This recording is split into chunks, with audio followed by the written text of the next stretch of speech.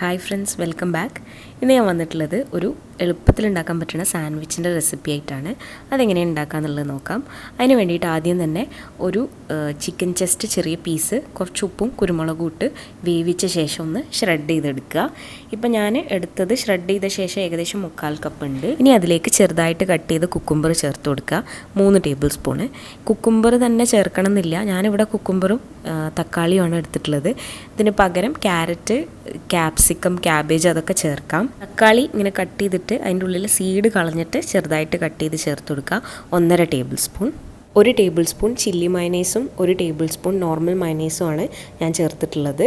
പിന്നെ അതിലേക്ക് ഒരു 1/4 ടേബിൾ സ്പൂൺ ടൊമാറ്റോ കെച്ചപ്പ് കൂടി ചേർത്തിട്ട് നന്നായിട്ടൊന്ന് മിക്സ് ചെയ്ത് കൊടുക്കുക.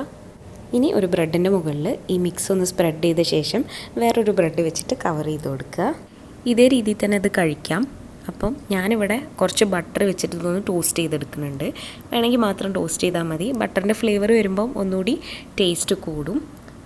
സാൻഡ്വിച്ചിൻ്റെ ഒരു സൈഡിൽ ബട്ടർ സ്പ്രെഡ് ചെയ്ത ശേഷം ചൂടായ പാനിൽ ബട്ടർ ആക്കിയ സൈഡ് അടിയിൽ വരുന്ന രീതിയിൽ വെച്ച് കൊടുക്കുക. എന്നിട്ട് ഒന്ന് ടോസ്റ്റ് ചെയ്തെടുക്കുക. ആ സമയത്ത് മുകളിലെ ബ്രെഡിൽ വീണ്ടും കുറച്ച് ബട്ടർ തേച്ച് കൊടുക്കുക. എന്നിട്ട് ഒരു സൈഡ് ആവുമ്പം ഒന്ന് തിരിച്ചിട്ടിട്ട് 2 സൈഡും ഒന്ന് മൊരിയിച്ചെടുക്കുക.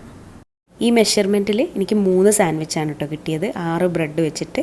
അപ്പോൾ ട്രൈ ചെയ്ത് നോക്കിയിട്ട് ഫീഡ്ബാക്ക്സ് പറയാൻ മറക്കരുത്. അടുത്ത വീഡിയോ ആയിട്ട് കാണുന്നവരേക്കും ബൈ.